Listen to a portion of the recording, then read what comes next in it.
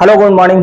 आपने एंटीबायोटिक्स के नाम तो सुने होंगे, जो एक प्रकार की दवाई होती है बैक्टीरिया के अगेंस्ट में काम करने वाली। अब बैक्टीरिया के अगेंस्ट में ये दो तरीके से काम करती है। सबसे पहले है बैक्टीरियोसाइडल के तौर पे, मतलब बॉडी में अगर कोई बैक्टीरिया एंटर कर गया है तो उसको मारने के लिए। और दूसरा बैक्टीरियोस्टैटिक के तौर पे। बैक्टीरियोस्टैटिक क्या होता है, जैसे बॉडी में एंटर कर गया है कोई बैक्टीरिया तो उसके मल्टीप्लीकेशन और ग्रोथ को रोकने के लिए या फिर इनहिबिट करने के लिए या फिर उसके जो मल्टीप्लिकेशन को डिक्रीज करने के लिए।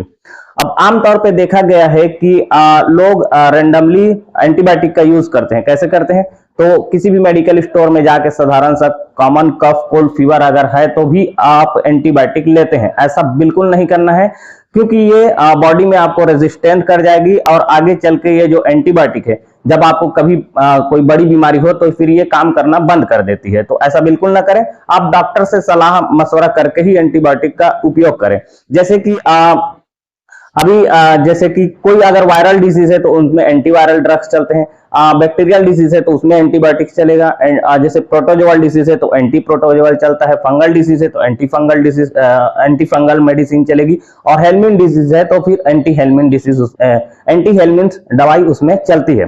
और इन सारे को हम लोग बोलते हैं एएमडी, मतलब एंटी माइक्रोबियल ड्रग्स। ठीक है, तो ये अलग अलग केस में अलग अलग जो दवाइयों का है वो उपयोग होता है। अब इसमें भी जो बैक्टीरिया है वो ग्राम पॉजिटिव होते हैं, ग्राम निगेटिव भी होते हैं। तो कैसे पता चलेगा, आपको बिल्कुल पता नहीं चलेगा, ये डॉक्टर ही डिसाइड कर पाएगा कि कौन सी एंटीबायोटिक आपको चलनी है।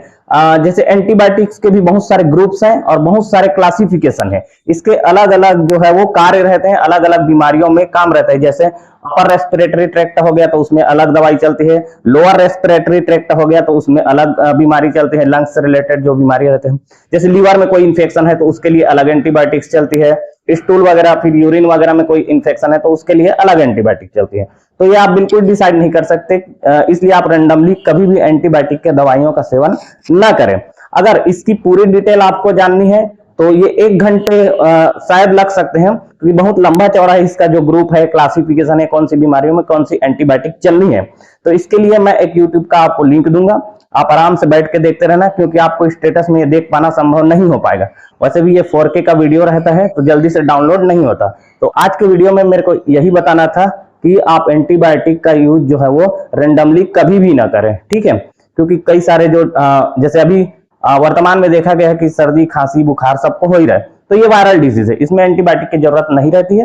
रहती भी है तो सेकेंडरी जो इन्फेक्शन है उसको रोकने के लिए थोड़ा मोड़ा एंटीबायोटिक मतलब दिया जाता है। ठीक है, थैंक यू।